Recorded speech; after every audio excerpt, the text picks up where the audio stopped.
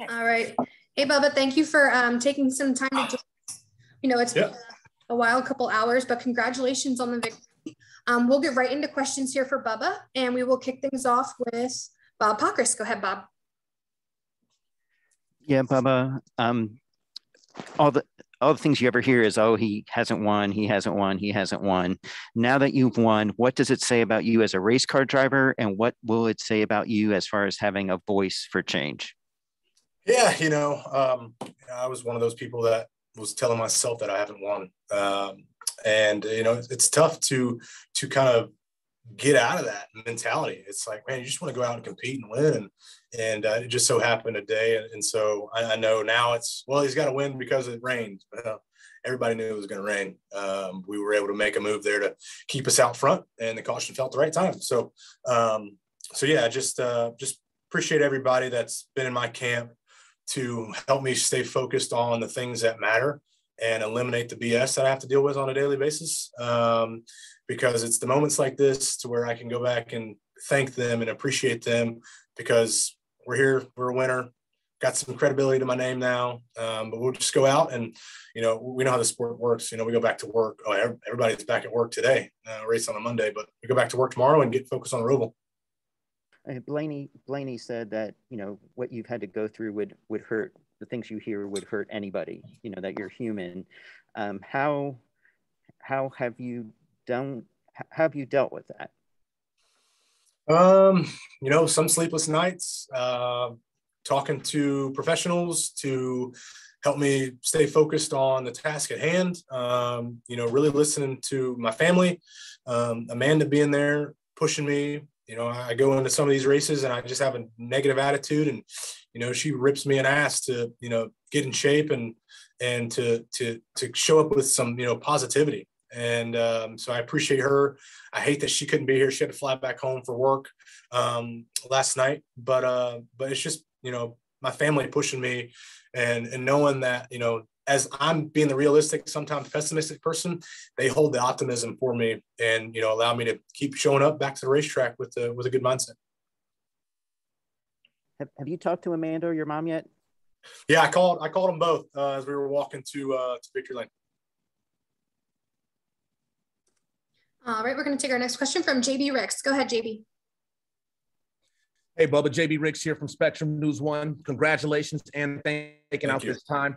You have already been kind of catapulted into an ambassador role when it comes to bridging the gap with the African-American community and NASCAR. And now that you have your first win under your belt, how much do you think that will help bridge that gap even more and make this sport well known for the African-American community? I'm just going to go out and keep doing what I got to do. I know that sounds like the typical athlete answer, but, for me and people that know me in my camp, I want to just go out and compete and win races and be here talking to you like this. So what allows me to do that is just focusing on the task at hand, which is the race at that time, let everything else settle in place. And that's how I continue to kind of go about it. We'll talk about it post-race, but, as it's leading up to it and in the moment, I'm just going out to win races and put on the best show that I can to show like, hey, be a part of this sport. Come, or either be at the track or sit on the couch, have a party, watch it at home, whatever it may be. Just tune in because you never know what can happen. You can be enjoying moments like this. Thank you and congratulations again. Thank you. All right, we'll take our next one from Dustin Long. Go ahead, Dustin. Thank you. Bubba, just in the moment you got to talk with your mom, what did you share with her? What has it meant to have this journey with her and to be able to share this experience, even though not in person, but from afar? Yeah, there's a lot of tears, so it's kind of hard to understand her, but we were both crying on the phone, happy and just excited. She's the number one person that knows how hard I am on myself each and every weekend, each and every day. And she's always sending me positive encouragement, scriptures, and just always just holding that positive light. Even though she knows it could be, no good outcome, she's always there for that support system. And love her so much for that. She has started a new life for her. She moved to Atlanta, so she wasn't far away, but she wasn't here at the race. She lives in Atlanta now with her husband George. So I know they had a lot of people watching back at home. So I just appreciate the support. It's been pretty cool just to see. I've yet to see my phone. I'm sure I got a lot more reaching out. And certainly anything that you do is of a historic proportion. To do something that hadn't been done since Wendell Scott, from the historical perspective, what is that like? What does that mean? What is that feeling like, along with your personal satisfaction, just accomplishing what you did for yourself? Yeah, I mean, I'm selfish, and I'm just like, finally, I'm a winner again. It's been 4 years, Michigan truck race, and I'm a winner, and I'm a winner at the cup level. So it's hell yeah, that's what I'm saying. But then you think about everything else that follows suit with the history being made, and there's a lot of firsts today within our team, within our organization, and so this is really a huge team effort. I'm so proud of everybody for continuing to just stick with it. It's been a lot of up and down races, a lot of frustration, a lot of shouting matches, but we always regroup and come back and rally for when the green flag falls on Sunday, or whether it's a Monday like today, and we go out and compete, and we put everything else aside, and we know what we got to focus on. And, we continue to build this organization up. I got Kurt coming over next year. He was one of the drivers that came up during the rain delay there. And, I appreciate him, his optimism, his wisdom. But we just got to keep going. I got to go out to the Roval, my best track, not next week, but just go out and have some fun. This win didn't put us in the playoffs or anything, but there was a huge weight lifted off my shoulders. I told Claire earlier, if I'm taken out, walking out of this room, hey, I went out as a winner, so I'm good. And one last thing is certainly the challenge you faced those last few laps. You had Brad Keselowski, one of the best drivers on this type of racing, all over you, making all sorts of moves. How tough were those last few laps, just trying to maintain your position, because it looked like he was throwing haymakers at you? Yeah, for sure, man. You never count out the Penske cars. And, it's something that we talk about them at our Monday, Tuesday meetings. It's like, hey, those guys make it work. There's a reason why they win the races. And so knowing that we had to defend them, Freddie did a hell of a job on top of the roof. So proud of him week in and week out. He's always getting better and pushing me to be better. But we just made the right moves, and it worked out. Thank you. All right, we'll take our next one from Jenna Fryer. Go ahead, Jenna. Hey, Bubba, congratulations. Thank you. Apologies, I got a couple questions. TV said this, you didn't say this. They said that Talladega last year was a real low point for you. Is that accurate? I wouldn't say it was a low point. I've had some low points in my life, and that wasn't the same feeling. This was just a hurdle that we needed to climb over. And so how do you feel when you come to Talladega? Is it just another racetrack to you, or is there lingering issues? No, for me, it's easy for me to, obviously I still remember, to the day. It's funny. I was sitting in the bus, after they called it, and after they called it yesterday, and I was close to texting Steve Phelps saying, I don't want a phone call, because it was just basically the same thing that happened, rain delay, called the race, going to race on Monday. And it's just like, man, this is, deja vu. But I didn't text him or anything, but, you think about those things when you come in this place, but, for some reason I had a feeling that we were going to win. This was on Friday. I was like, we're going to go win. Amanda said we were going to win. I had a buddy of mine, Mamba. I told him, I'm going to go out and win. So I got it documented. Where did you get that confidence from that you were going to win this weekend? I was sitting there, and, being a part of this 2311 deal, they are so big on preparation, and Denny is big on, leading up to the days before the race, making sure you're doing your homework, doing your debriefs. And I was sitting there reading over our notes and looking at our previous race here in the spring. And I was like, man, our first stage average was pretty damn good. I think we were like 4th on average. And then after that, we were like 15th to 20th, second and third stage. And we ended up, I think, 18th or so. And it made me think about Daytona. And we led some races, Daytona in the spring, or even at the 500. We lead some races early on, and then we kind of just survive and get a good finish. And you always talk about the good plate racers. Like, these guys are great at plate racing. The Penske cars, Denny's really good. And, it's like, damn, I'm good at getting good finishes, but I don't consider myself as a good plate racer. And so I was like, you know, let's spice things up. Let's turn it up a notch and try to become a pretty damn good plate racer today. My last question for you is, as you can expect, as soon as the race was called, social media started lighting up. They said the race was fixed, things like that. I asked Denny about it, and he said that he had encouraged you to get off of social media, and he thought that had helped. Did you get off social media, and how did that help you? Yeah, I've been off my main pages for a handful of months now, and it's helped out a ton. You know, for me, I would go and read the comments, and, you know, after a bad race, I would become one of those haters that doesn't know anything, but I would become one of them and just start, you know, telling myself a bunch of dark thoughts, and it never helped anything. So I said for good to get off the main pages there, go out and enjoy life. You know, don't let, you know, people like that. It doesn't matter. I know I learned in high school, I was always worried about what other people thought of me. And I finally let that go once I kind of graduated and kind of matured a little bit more. I'm not going to be able to please everybody. And it doesn't matter if I won by 1,000 laps or won a rain short race. Not everybody is going to be happy with it. And that's okay, because I know one person who is happy, and that's me, because I'm a winner. They're not. Thanks, Bubba. Make sure Blaney throws you a big party tonight. Oh, no doubt. All right, we're going to take our next question from Jordan Bianchi. Go ahead, Jordan. Thanks, Bubba, for your time.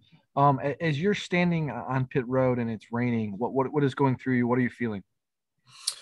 The realistic side, I was just saying, like, hey, we still got 71 laps left. So if they don't call it, then, you know, obviously it wasn't meant to be one like this, but just make sure your ass is there leading that last lap if we do go the full distance. So, you know, you had the cameras there building up the hype, but honestly, I was just like, it ain't over till it's over. So I wasn't too excited. But then you walk down to your pit crew, you sit on top of the pit box, it's raining still, it's lightning. I mean, it's kind of getting to that point, you know, feel like it's going to be canceled. What are you feeling then? And then the emotion when it hit you that this was official? Yeah. Walking back to the pit box, you know, we were told that we were on a lightning hold now. So I knew that was another 30 minutes. So it was like another notch of the anticipation kind of raised there, but it's still like, all right, there's still some time that we can, you know, get this race in. Well, then it stopped raining. We were on top of the box. Obviously, the jets were going around, and we were sitting there talking on top of the box of just, we just need one rain shower and it'll call it. And then you had so many cool fans behind the box just shouting, rain, it's going to rain, pray for rain. And then you start to see some sprinkles, and it's like, all right, that's a little bit. And then it started getting heavier and heavier. And my spotter, or my engineer, JR, had a NASCAR scanner in his ear, and we'll be sure to post that video. Might have to bleep out a couple words, but you see our reaction on top of the box. He's like, oh, wait, what? And then he's like, they just called it, it's official. So just going from, we're going to go back to racing to, no, we're not, we're winners was like a roller coaster for sure. So really cool. Last one for me, and you kind of mentioned it, was the fans behind the pit box. They were quite vocal in their support for you. What was that like, that interaction? No, it's super cool. You know, it's definitely been tough going to the track, some of these tracks this year. You know, you get some of the most boos now. And obviously, you know, everybody says, you know, as long as they're making noise, that's fine. But, you know, I get booed for different reasons, and that's the tough thing to swallow. So, you know, that's why Beats came on board at the perfect time. So I just block out the BS and turn on some heavy music and enjoy it. So I don't really hear that, but I know it's there. But, you know, standing out there on the grid, waiting on the rain delay, hearing people shout your name, it's like, man, those boos are quiet. You know, you still heard one or two, but you heard a lot of people in your camp pulling for you and supporting you. So I appreciate all those that were there doing the rain dance with us, pulling for us, and just support all career long for me, but especially, you know, everything that's gone on in the last 15, 16 months, the people that have stuck with me and know the real side of things, it's definitely appreciated. So thank you. All right, we're going to take our next question from Alex Andreev. Go ahead, Alex. Hey, Bubba. You may have kind of already answered some of these, but I just wanted to follow up on a couple. But, you know, I saw you talking on the phone on the broadcast afterwards. So I don't know whether you were talking to Amanda or your mom, or if you've spoken Both. to MJ yet. Okay. I haven't spoken to MJ. I left my phone in the bus before the race.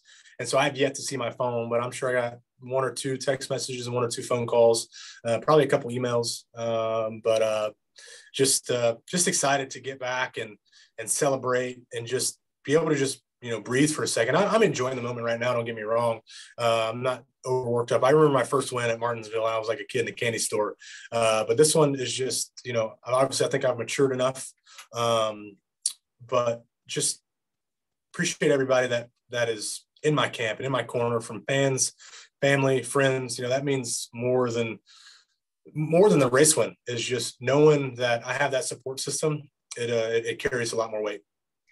And that was actually kind of my follow-up question too, was that there's a lot of people that know what you went through last season, and having that fan support. I was just curious if there was any message, I guess, for fans, especially your younger fans that might be watching you achieve this today. Yeah, I think, I said there on TV, you're going to go through a lot of BS when you want to stand up for what's right and be yourself and encourage others to do the same. So just be ready for that. Don't let anybody else tell you can't do something that you are so passionate about, and just always stay true to your craft. I support the next generation coming up through. The sport is tough, so I'm going to give it everything I got to keep you from beating me. But, if you are passionate about being where you want to be and inside the sport, then be a part of it. Stay true to it. Never give up, and just keep pushing. Thank you. Congrats. Thanks. All right, we're going to take our next question from Jim Utter. Go ahead, Jim. Congratulations, Bubba. It's kind of related to what you were talking about with Jenna. I asked Denny about your super speedway racing development, and regardless of how this race ended today with the rain, you obviously were in the mix for the win, as you have been many times in these type of races. But he mentioned that he had really seen a change in how you did these kind of work these races between the Daytona 500 and first Talladega race this year, and then what you did at the second Daytona race and in this race, and how far leaps and bounds he said you had come. I just wondered if you could touch on that a little bit. Do you feel you've changed your approach at all much to these types of races, and how it has worked out for you? Yeah, I definitely have. And I think, we kind of started a good plate run, even driving the 43 last year. We put together some good races, and I've crashed out a lot, whether it's my fault or not. But we always, like I said earlier, we always seem to get a good finish. At Daytona a month ago, we were running 13th down the backstretch and looked like we were going to finish there, and they all wadded up and we finished second.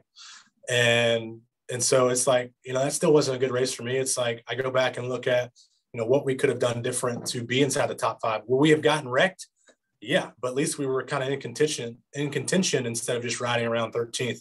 And so I just told Freddie to let's turn the wick up just a little bit. I don't want to change a damn thing that we've been doing, because we've been getting good finishes. That's what it ultimately comes down to, is getting a good finish. Doesn't matter how you get it, but let's get some more respect on the plate tracks and become one of those good plate racers. And do you feel that your performance on the plate races, obviously a lot of times you have to have good relations. I mean, you need to count on other people around you. Do you feel you've developed a good reputation in how you race, that you can race up front with the other guys?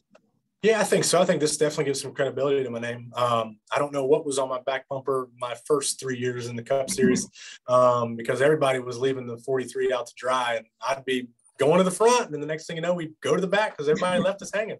And so I guess whatever that message was, encrypted code on the back, is gone now, because we get some help. And I think we're one of the talked about cars. I feel like our Toyotas are really strong. So everybody back at the shop, 2311 is doing a really good job. Toyota is doing a really good job with what we need at these plate tracks to keep us up front and to become a good plate racer.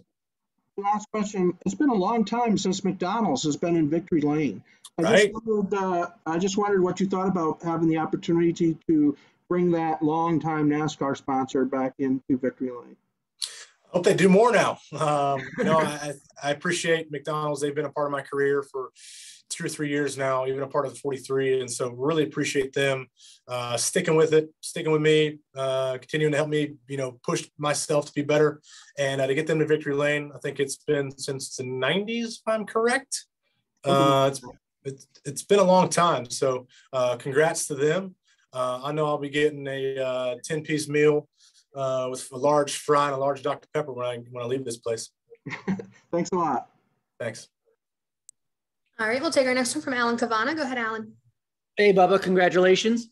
Thank you, brother. I wanted to ask you just the specific moves, because you were talking about, how you got to the front. You threw a huge block on Brad that was very effective, and then you didn't move up and block the 22, which would have got you off the bottom.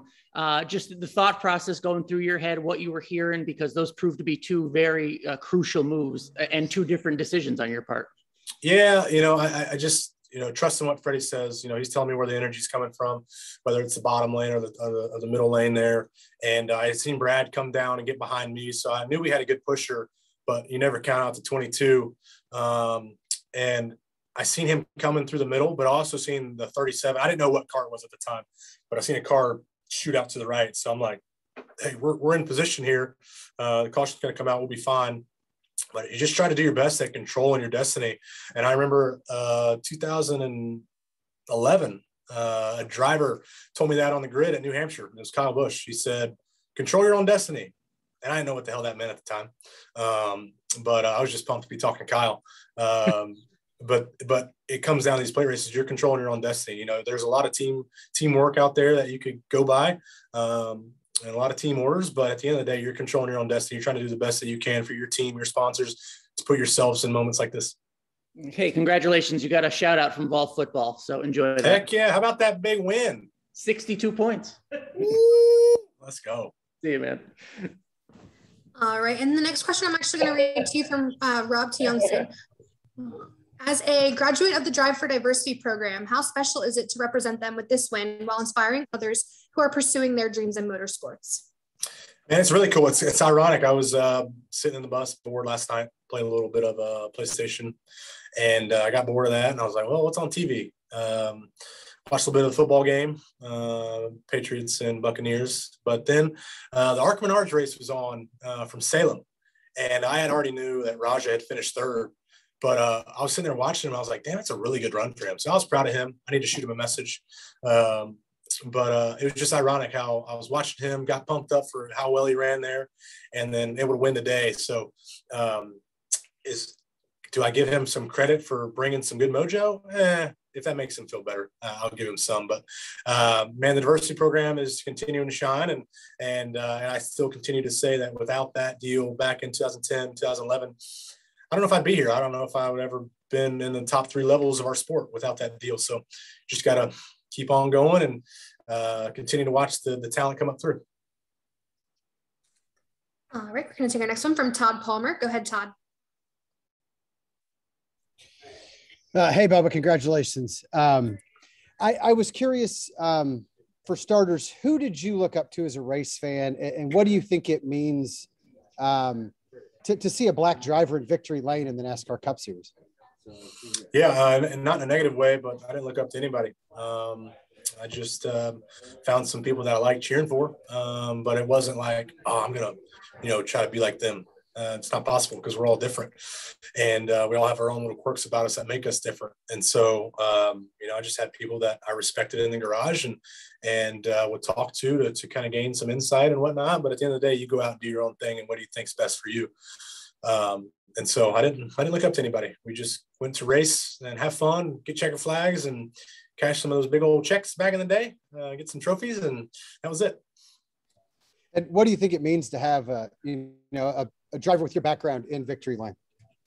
It means a lot. I think about the next generation that wants to be a part of the sport. I think this gives them a little bit more motivation, a little bit more fuel in the tank.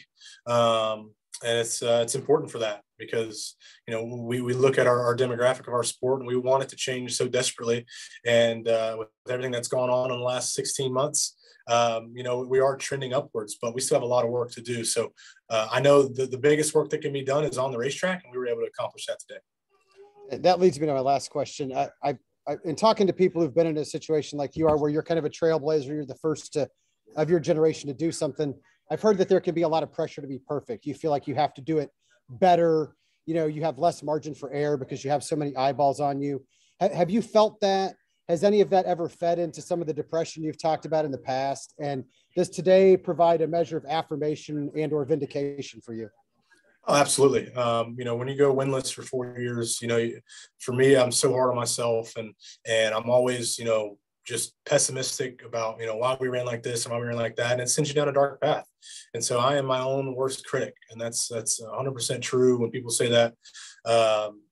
And you know, today I'm like, hell yeah, we got to win. But then I'm like, hey, you only got to win because it rained. So I still can't let myself just enjoy it fully. I think that's why I'm so competitive, because I just continue to push myself. And some people find it annoying and not very helpful, but you know, that's just kind of how I work. I'm very sarcastic. I'm very hard on myself, but I want to win. I want to be competitive. I want to be one of the greats inside the sport. I know there's a lot of work to be done, but it starts with getting your first out of the way, and we were able to do that. All right, we'll take our next one from Jack Johnson. Go ahead, Jack. Yeah, hey, Bubba, congratulations.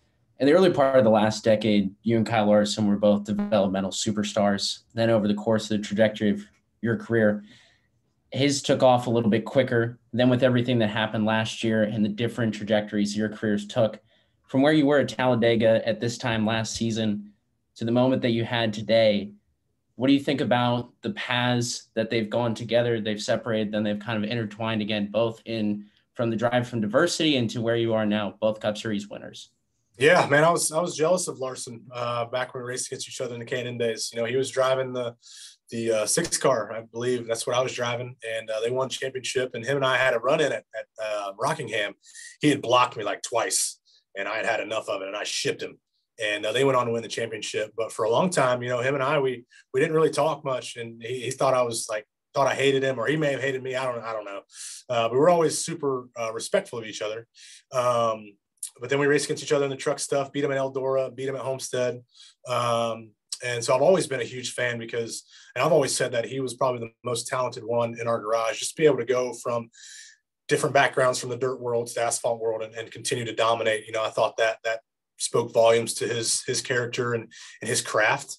And so it's always been fun to watch him, no matter what he's driving.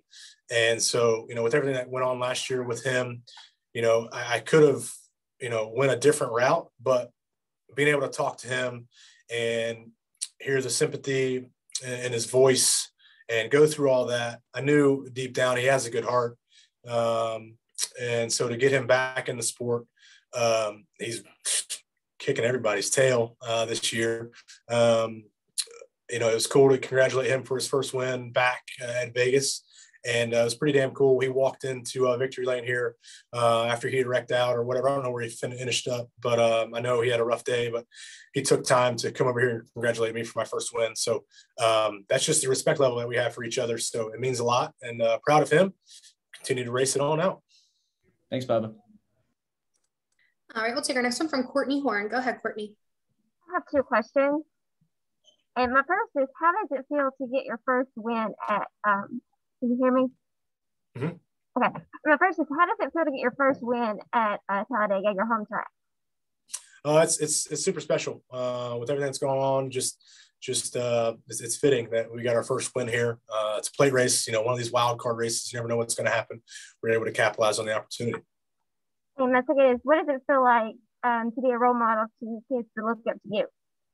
Yeah, it's super special, you know, for me to go out and compete and do what I love to do and go out and win some races, make our sponsors happy, make our team happy. But knowing that we have a whole fan base back home, watching on TV or whether it's at the track, wherever they are, they're supporting me, and having some kids that want to be in my shoes one day is really cool. It's tough. It's very tough to get to where we're at, but just stick with it and you'll be here one day. Thank you. All right, Bubba, thank you so much for taking some time with us. We do have a lot more work to do tonight. So congratulations on the victory. We look forward to